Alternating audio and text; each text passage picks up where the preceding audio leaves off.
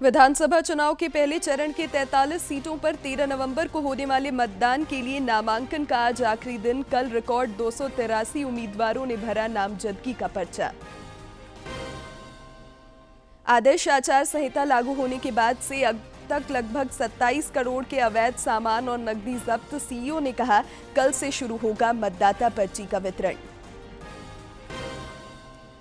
कांग्रेस ने 7 और सीटों पर उम्मीदवार उतारे। जेल में बंद आलमगीर आलम की पत्नी को पाकुड़ से मिला टिकट। झारखंड मुक्ति मोर्चा ने जारी की 2 और उम्मीदवारों की चौथी सूची। और ओडिशा तट से टकराया चक्रवातीय तूफान दाना। तेज हवाओं के साथ बारिश। पीएम ने मुख्यमंत्री से की बात, हर संभव मदद का आश्वासन। झारखंड में भी दिख रहा असर।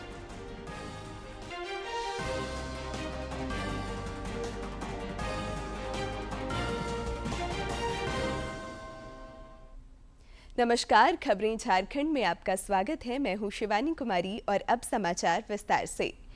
विधानसभा चुनाव के पहले चरण में 43 सीटों के लिए 13 नवंबर को होने वाले मतदान को लेकर नामांकन का आज आखिरी दिन है। पहले चरण के लिए कल रिकॉर्ड 283 उम्मीदवारों ने नामजदगी का पर्चा दाखिल किया। इधर दूसरे चरण में 38 सीटों के लिए 20 नवंबर को होने वाले मतदान को लेकर भी नामांकन प्रक्रिया जारी है। इस चरण के लिए सिल्ली विधानसभा क्षेत्र से आजसू पार्टी प्रत्याशी सुदेश कुमार महतो समेत विभिन्न दलों के कई उम्मीदवार आज नामजदगी का पर्चा दाखिल करेंगे। का रण साधने के लिए पार्टियों ने अपनी पूरी ताकत झोंक दी है। 43 सीटों पर होने वाले पहले चरण के चुनाव के लिए नामांकन का आज आखिरी दिन है। ऐसे में सत्ताधारी और विपक्षी पार्टी से जुड़े तमाम बड़े चेहरे अपने अपने विधानसभा क्षेत्रों से आज नामांकन दाखिल करेंगे। कई राष्ट्रीय नेताओं और विभिन्न प्रदेशों के मुख्यमंत्रियों की मौजूदगी में आज नामांकन दाखिल किया जाएगा। इसमें झारखंड चुनाव प्रभारी शिवराज सिंह चौहान, सह प्रभारी हेमंत बिस्व शर्मा समेत कई बड़े नेता शामिल होंगे। आज बीजेपी के 7 प्रत्याशी अपना नामांकन दाखिल करेंगे। बोरियो विधानसभा सीट के नामांकन में प्रदेश अध्यक्ष एवं पूर्व मुख्यमंत्री बाबूलाल मरांडी मौजूद रहेंगे। बड़कागांव प्रत्याशी के नामांकन में केंद्रीय मंत्री अन्नपूर्णा देवी मौजूद रहेंगी। बोकारो प्रत्याशी के नामांकन में प्रदेश अध्यक्ष बाबूलाल मरांडी और प्रदेश प्रभारी डॉक्टर लक्ष्मीकांत वाजपेयी शामिल होंगे। वहीं सिंदरी, धनबाद, सरायकेला और खरसावां विधानसभा के प्रत्याशी के नामांकन में बीजेपी के चुनाव सह प्रभारी और साथ ही असम के मुख्यमंत्री हेमंत बिस्व शर्मा शामिल होंगे। दरअसल आपको बता दें, झारखंड में 2 चरणों में चुनाव होना है, जिसमें पहले चरण का मतदान 13 नवंबर को और दूसरे चरण का मतदान 20 नवंबर को 38 सीटों पर होना है। वोटों की गिनती 23 नवंबर को होगी।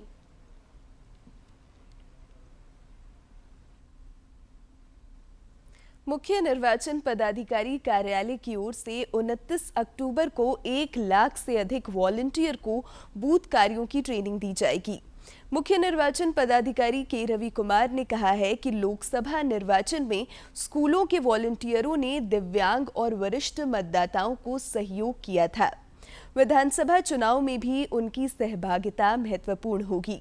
उन्होंने कहा कि सभी प्रखंड शिक्षा प्रसार पदाधिकारी इस बात का प्रमाण पत्र ले लें कि उनके अधिकार क्षेत्र के स्कूलों में न्यूनतम सुविधाएं की उपलब्धता के काम पूरे हो गए हैं। श्री कुमार ने कहा कि मतदाताओं, मतदान कर्मियों और सुरक्षा बलों को किसी भी प्रकार की परेशानी की जिम्मेदारी संबंधित पदाधिकारी की होगी। उन्होंने कहा कि सभी स्कूलों में साफ सफाई का विशेष ध्यान रखा जाए। चाईबासा की अलीशा निषाद चुनाव क्विज 2024 की विजेता चुनी गई है। रांची विश्वविद्यालय के आर्यभट्ट सभागार में कल प्रतियोगिता के विजेताओं के नाम घोषित किए गए और उनके बीच पुरस्कार वितरण किया गया। राज्य के सभी जिलों से एक प्रतिभागी को ऑनलाइन माध्यम से चुना गया था। इस अवसर पर राज्य के मुख्य निर्वाचन पदाधिकारी के रवि कुमार ने कहा कि मजबूत लोकतंत्र के लिए हर मतदाता अवश्य मतदान करे। करके हम लोग मनाया था 2019 में महात्योहार करके हम लोग इसका मनाया था इसलिए इलेक्शन के फेस्टिवल की तरफ से आप लोग मानना चाहिए उसको अपने बूथ में जाके अपने मताधिकार का प्रयोग करें। परिवार में कितना भी व्यक्ति है उनका भी आप बूथ तक लेके जाएं ताकि एक मजबूत डेमोक्रेसी के लिए एक चिन्ह है। तो हम लोग वोटिंग परसेंटेज 75-80 के ऊपर पार होगी, मतलब एक चिन्ह होती है कि अपने आदमी वोट जाता है। शहरी क्षेत्र में थोड़ा सा वोटिंग कम होती है, ग्रामीण क्षेत्र में अच्छा होती है। उसका कारण में लाइन में खड़ा नहीं रहना है, वहां पर थोड़ा सा भीड़ रहती है। इसी बार हम लोग सभी पोलिंग पार्टी का ये भी ट्रेनिंग दिया, वोटर टर्नर और टाइम मैनेजमेंट को लेकर हम ट्रेनिंग दिया, कितना जल्दी वोट करा सकते हैं। इसलिए इस बार बूथ में कम समय लगेगी पहले से। राज्य में विधानसभा चुनाव की घोषणा के बाद से आदर्श आचार संहिता के अनुपालन को लेकर सख्ती जारी है। सभी चेकनाका पर वाहनों की कड़ाई से जांच की जा रही है। राज्य के मुख्य निर्वाचन पदाधिकारी के रवि कुमार ने बताया कि आदर्श आचार संहिता लागू होने के बाद से अब तक लगभग 27 करोड़ रुपए के अवैध सामान और नकदी जब्त किए गए हैं। बढ़ते जा रहा है ताकि कोई money power, muscle power election में कोई इन्फ्लुएंस नहीं कर सके, उसका संबंध में काम करें। उधर पूर्वी सिंहभूम जिले के मानगो पुलिस ने जवाहर नगर रोड नंबर 15 के पास से ब्राउन शुगर बेचने के आरोप में कुमरुम बस्ती निवासी एक व्यक्ति को गिरफ्तार किया है। पुलिस ने गिरफ्तार व्यक्ति के पास से 19 पुड़िया ब्राउन शुगर बरामद किया है। वहीं उलीडीह थाना क्षेत्र के तुरियाबेड़ा पुल के पास से 52 पुड़िया ब्राउन शुगर के साथ 2 युवकों को पुलिस ने गिरफ्तार किया है।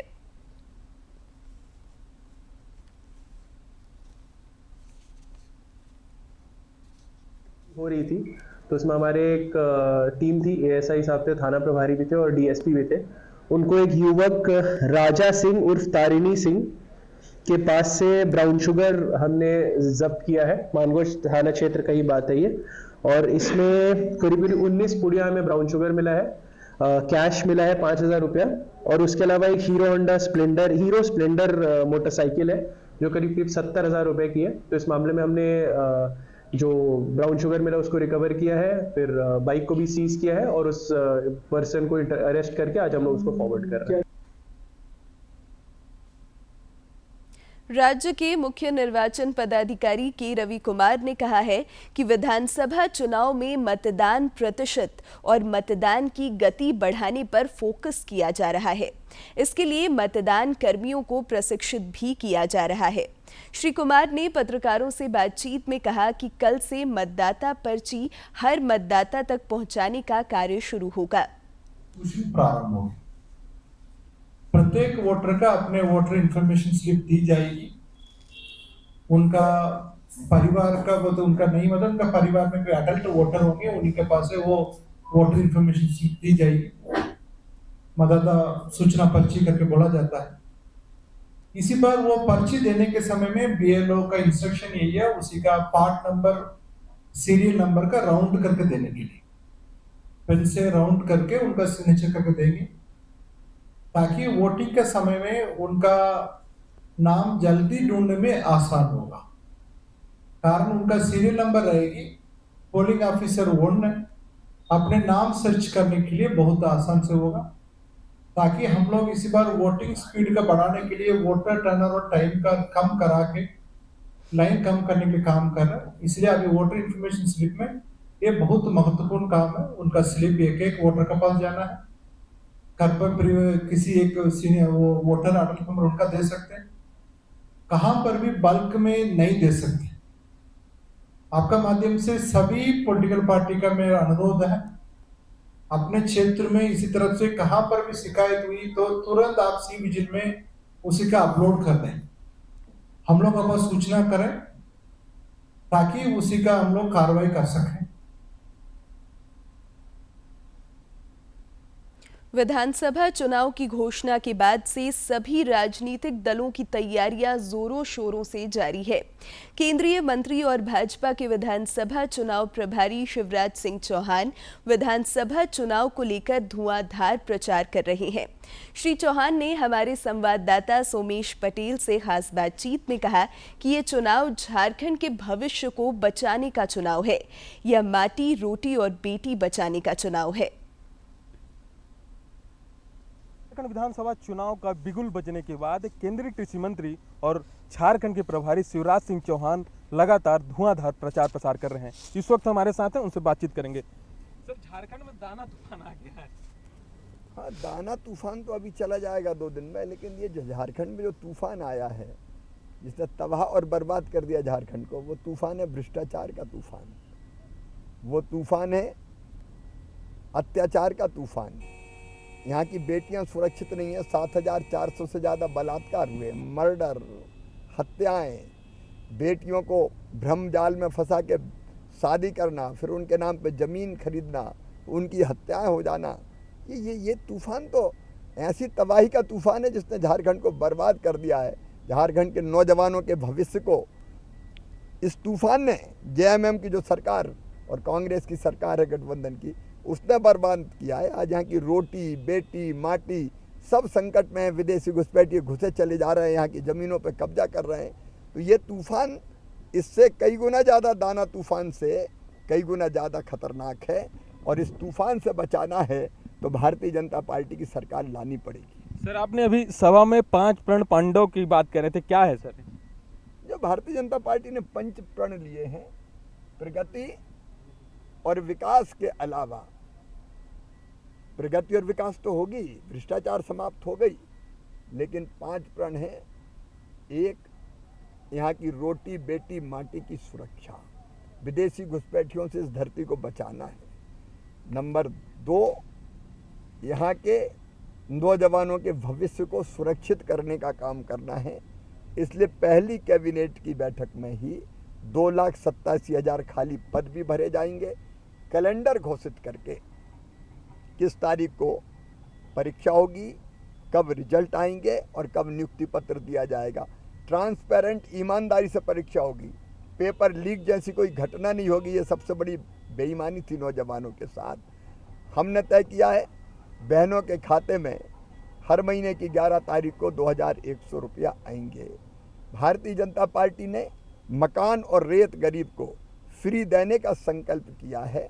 भारतीय जनता पार्टी का प्रण है कि नौजवानों को 2 साल तक BA, BSc, BCom, MA, MSc, MCom किया है, जब तक कोई जॉब नहीं मिल जाता तो 2 साल के लिए 2,000 रुपया उनके खाते में डालने का काम करेंगे।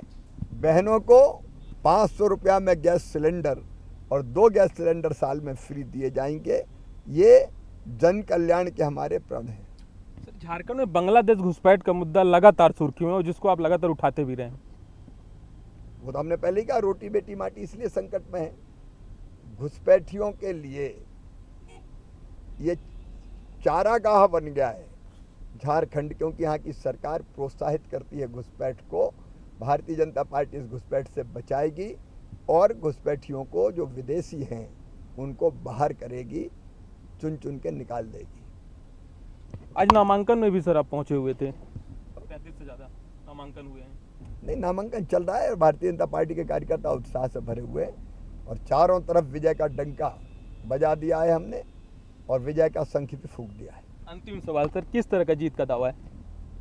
हम NDA, भारतीय जनता पार्टी, आजसू, जदयू और लोक जनशक्ति पार्टी मिलके शानदार ऐतिहासिक बहुमत प्राप्त करेंगे और अपनी सरकार बनाएंगे।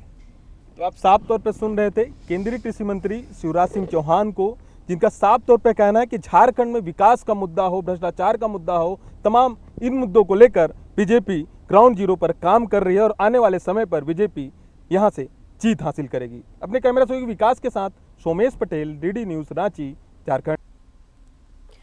कांग्रेस ने विधानसभा चुनाव के लिए 7 और सीटों पर अपने उम्मीदवार घोषित कर दिए हैं। पार्टी ने हजारीबाग जिले की बरही सीट से मौजूदा विधायक उमाशंकर अकेला का टिकट काटकर उनकी जगह अरुण साहू को उम्मीदवार बनाया है। वहीं मनी लॉन्ड्रिंग केस में जेल में बंद पूर्व मंत्री आलमगीर आलम की जगह उनकी पत्नी निशत आलम को पाकुड़ से उम्मीदवार बनाया है, जबकि कांके से सुरेश कुमार बैठा, पाकी से लाल सूरज, डाल्टनगंज से KN त्रिपाठी और छतरपुर से राधाकृष्ण किशोर को चुनाव मैदान में उतारा गया है। पार्टी ने हजारीबाग जिले की की बरही सीट से मौजूदा विधायक उमाशंकर अकेला का टिकट काटकर उनकी जगह अरुण साहू को उम्मीदवार बनाया है। मनी लॉन्ड्रिंग केस में जेल में बंद हेमंत सोरेन सरकार के पूर्व मंत्री आलमगीर आलम की जगह उनकी पत्नी निशत आलम को पाकुड़ से उम्मीदवार बनाया गया है। रांची जिले की कांके सुरक्षित सीट पर सुरेश कुमार बैठा को टिकट दिया गया है। पलामू जिले की पांकी सीट से लाल सूरज और डाल्टनगंज से कांग्रेस ने के.एन. त्रिपाठी और छतरपुर सुरक्षित सीट से राधाकृष्ण किशोर को उम्मीदवार बनाया है।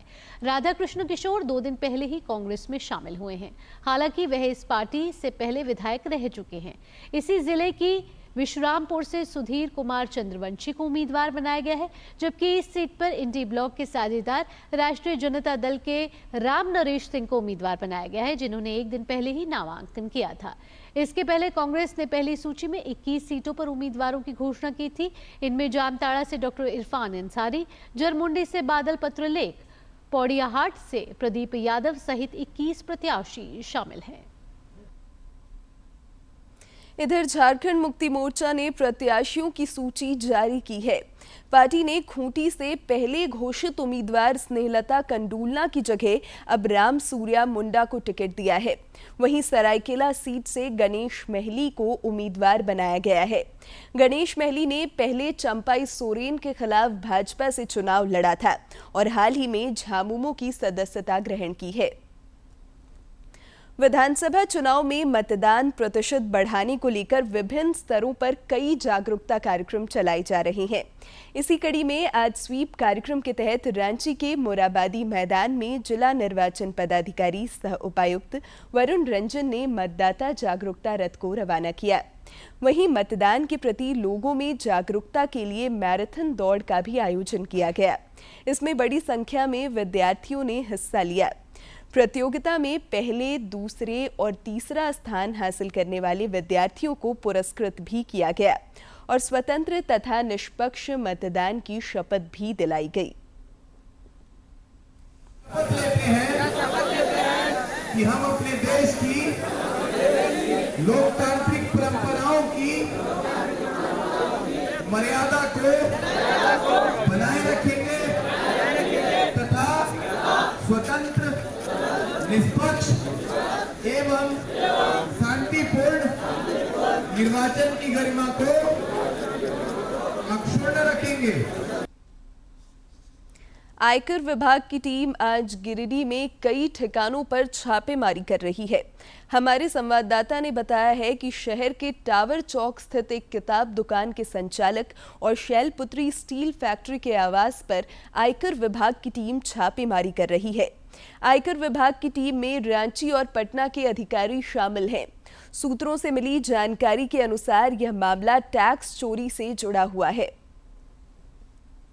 प्रवर्तन निदेशालय ईडी ने पेयजल और स्वच्छता विभाग के जल जीवन मिशन में अनियमितता मामले में मनी लॉन्ड्रिंग के तहत मंत्री मिथिलेश ठाकुर के भाई विनय कुमार ठाकुर और निजी सचिव हरेंद्र कुमार को समन भेजा है। उन्हें अगले सप्ताह पूछताछ के लिए रांची स्थित ईडी कार्यालय बुलाया गया है। इस संबंध में ईडी ने 14 अक्टूबर को सभी संबंधित लोगों से जुड़े 18 ठिकानों पर एक साथ छापेमारी की थी। उत्तर प्रदेश के मथुरा में राष्ट्रीय स्वयंसेवक संघ आरएसएस की 2 दिवसीय बैठक आज से शुरू हो रही है।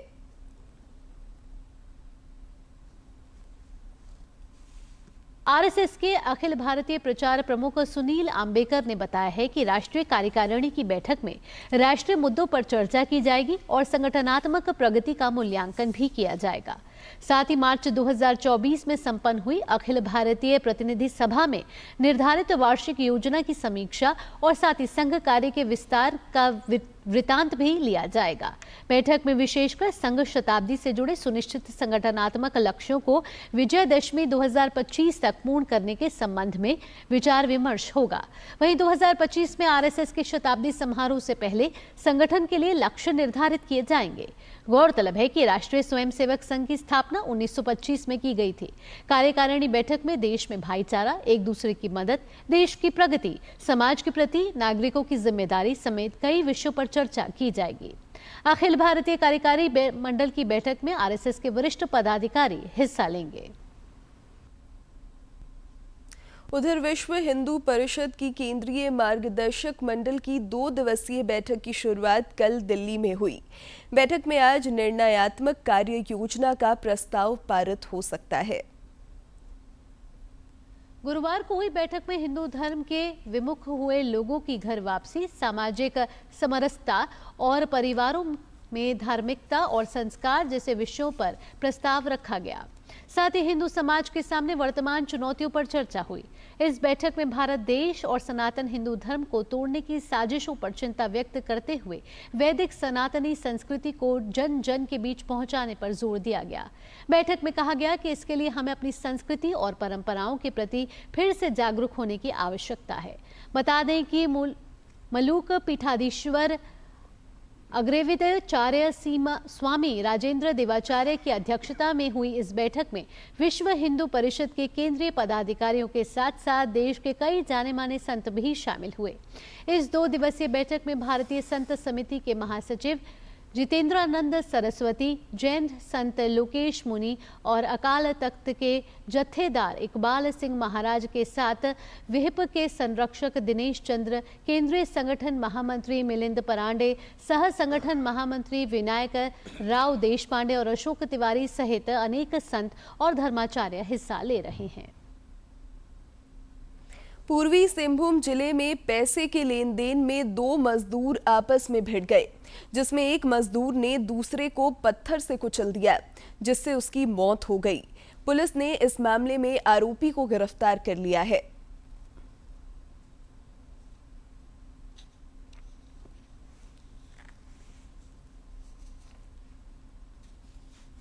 में एक अज्ञात शव मिला था, तो इसमें हमने मानगो पुलिस ने बहुत जल्दी शिनाख्त की। इसके लिए सीनियर सर ने एक टीम बनाई थी जो डीएसपी हेडक्वार्टर 1 के लीडरशिप के अंडर थी, और उसमें जल्दी से जो बॉडी था उसका शिनाख्त किया गया। उस शिनाख्त में हमें पता चला कि जो व्यक्ति है उनका नाम था फतेह आजम उर्फ फरताज। ये चांडिल के निवासी थे, कपाली चांडिल सरायकेला खरसावा के निवासी थे। तो इसमें 24 घंटे के अंदर मानगो पुलिस ने त्वरित कार्रवाई की और इसमें जो अक्यूज्ड था वो इसका नाम था प्रताप प्रसाद सिन्हा। ये इनके जान पहचान के ही थे। इनको हमने अरेस्ट किया। जो पत्थर से मार के ये मर्डर किया गया था उसको भी रिकवर किया, और जो टी शर्ट था जिसमें खून लगा हुआ था उसको भी रिकवर किया गया। और अब कुछ खबर राज्य के विभिन्न जिलों से।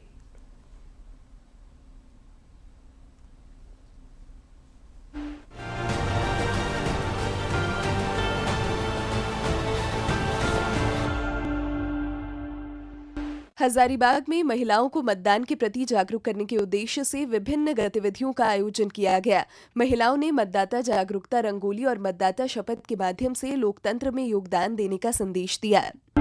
रांची में विधानसभा चुनाव को लेकर बीएलओ और बीएलओ पर्यवेक्षकों का प्रशिक्षण कार्यक्रम आयोजित किया गया। इसमें सुलभ चुनाव के लिए एएमएफ स्वयंसेवक चयन, सक्षम ऐप और चुनाव से पहले और चुनाव के दौरान दिव्यांगजनों की सहायता कैसे करनी है से संबंधित विषयों की जानकारी दी गई। पाकुड़ में 100% मतदाताओं की भागीदारी सुनिश्चित करने के उद्देश्य से गुरुवार देर शाम को हिरणपुर प्रखंड के तोड़ाई गांव एवं बैंक कॉलोनी स्टेडियम परिसर में रात्रि चौपाल का आयोजन किया गया। इस दौरान मतदान की शपथ दिलाई गई एवं आसमान में आकाशदीप छोड़कर 100% मतदान करने का संदेश दिया गया। गढ़वा में स्वीप कोषांग के नोडल पदाधिकारी ने सार्वजनिक निजी प्रतिष्ठानों और संस्थानों के संचालकों के साथ मत प्रतिशत बढ़ाने को लेकर बैठक की। बैठक के दौरान विधानसभा चुनाव में 100% मतदान कराने के लिए अपने प्रतिष्ठानों में कार्यरत कर्मियों को 13 नवंबर को मतदान के दिन पेड लीव देने की बात कही। गढ़वा के जिला निर्वाचन पदाधिकारी सह उपायुक्त और पुलिस अधीक्षक ने विधानसभा चुनाव को लेकर बाजार समिति स्थित वज्रगृह एवं मतगणना हॉल तथा श्री सद्गुरु जगजीत सिंह नामधारी कॉलेज गढ़वा में बने डिस्पैच सेंटर का निरीक्षण किया। निरीक्षण के दौरान चुनाव की तैयारियों को लेकर संबंधित अधिकारियों को दिशा निर्देश दिए गए। आगामी विधानसभा चुनाव 2024 के मद्देनजर कोडरमा जिला में अवैध कार्यों की रोकथाम के लिए विशेष वाहन जांच अभियान चलाए जा रहे हैं। बिहार से सटे अंतर्राज्यीय चेकपोस्ट मेघतरी पर जांच के क्रम में एक महिंद्रा एक्सयूवी 500 में 2.20 kg गांजा एवं 1,04,000 रुपए नगद बरामद किया गया और एक अभियुक्त को गिरफ्तार किया गया। बीकेएस तिवारी उग्रवादी संगठन अर्जुन मुंडा और डॉन 24 को बुढ़मू थाना क्षेत्र के कोठा गांव से गिरफ्तार किया गया। डीएसपी राम नारायण चौधरी के नेतृत्व में टीम के द्वारा त्वरित कार्रवाई करते हुए कोठा गांव से उग्रवादी को गिरफ्तार किया गया। वह कई मामलों में नामजद फरार अभियुक्त था। कोडरमा की जिला निर्वाचन पदाधिकारी सह उपायुक्त मेघा भारद्वाज ने जिले में स्वतंत्र, निष्पक्ष एवं शांतिपूर्ण विधानसभा चुनाव संपन्न कराने के लिए विभिन्न अंतर्राज्यीय व अंतर जिला चेकनाका का औचक निरीक्षण किया। चेकनाकों पर वाहन चेकिंग अभियान चलाकर नकदी, अवैध शराब, हथियार, फ्रीबिज, उपहार की वस्तु सहित असामाजिक तत्वों की आवाजाही पर सघन निगरानी रखी जा रही है। खूंटी के जिला निर्वाचन पदाधिकारी सह उपायुक्त लोकेश मिश्रा ने विधानसभा निर्वाचन को लेकर एनफोर्समेंट एजेंसी के साथ बैठक की। इस दौरान जिले में बनाए गए चेकनाका पर प्रतिनियुक्त स्टैटिक सर्विलांस टीम, उत्पाद विभाग की टीम, पुलिस विभाग समेत अन्य संबंधित को सक्रिय होकर सघन वाहन जांच अभियान चलाने का निर्देश दिया गया।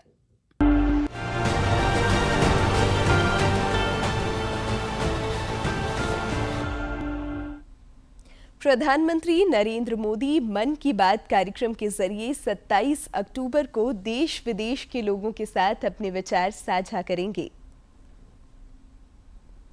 प्रधानमंत्री रविवार को आकाशवाणी पर मन की बात कार्यक्रम में देश विदेश के लोगों के साथ अपने विचार साझा करेंगे। ये मासिक रेडियो कार्यक्रम की 115वीं कड़ी होगी। श्रोता टोल फ्री नंबर 1800117800 पर कार्यक्रम के लिए अपने सुझाव भेज सकते हैं।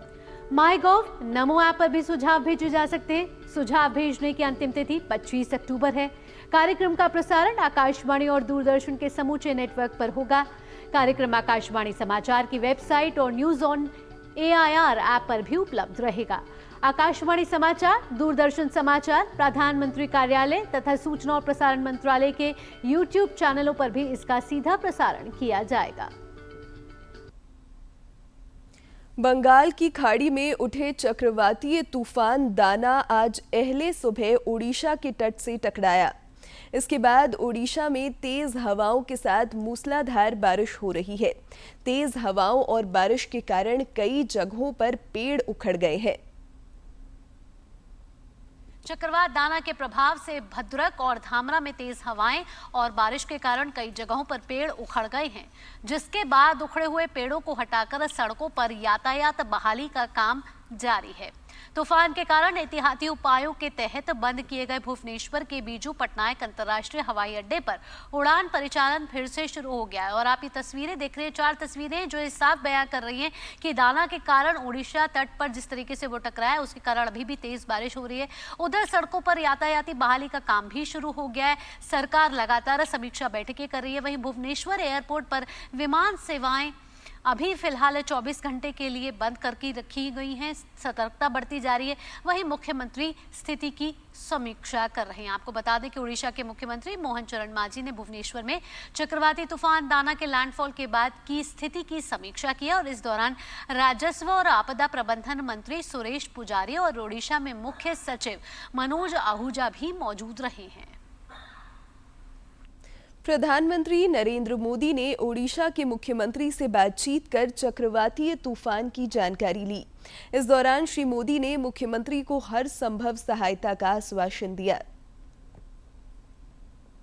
प्रधानमंत्री नरेंद्र मोदी ने कल ओडिशा के मुख्यमंत्री मोहन चरण मांझी को 2 बार फोन किया और चक्रवात के मद्देनजर राज्य की तैयारियों के बारे में जानकारी ली। बातचीत के दौरान मुख्यमंत्री ने लोगों के पुनर्वास और हिफाजत के लिए NDRF और ओडिशा आपदा मोचन बल जैसे बल की तैनाती के बारे में विस्तृत जानकारी प्रदान की। प्रधानमंत्री ने राज्य की तैयारियों पर संतोष व्यक्त किया। अंत में मुख्य समाचार एक बार फिर।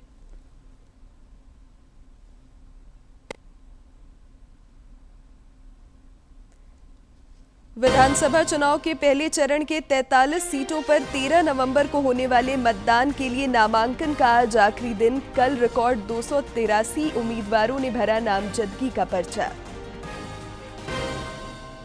आदर्श आचार संहिता लागू होने के बाद से अब तक लगभग 27 करोड़ के अवैध सामान और नकदी जब्त। सीईओ ने कहा, कल से शुरू होगा मतदाता पर्ची का वितरण। कांग्रेस ने 7 और सीटों पर उतारे उम्मीदवार। जेल में बंद आलमगीर आलम की पत्नी को पाकुड़ से मिला टिकट। झारखंड मुक्ति मोर्चा ने जारी की 2 और उम्मीदवारों की चौथी सूची। और ओडिशा तट से टकराया चक्रवातीय तूफान दाना, तेज हवाओं के साथ बारिश। पीएम ने मुख्यमंत्री से की बात, हर संभव मदद का आश्वासन। झारखंड में भी दिख रहा असर।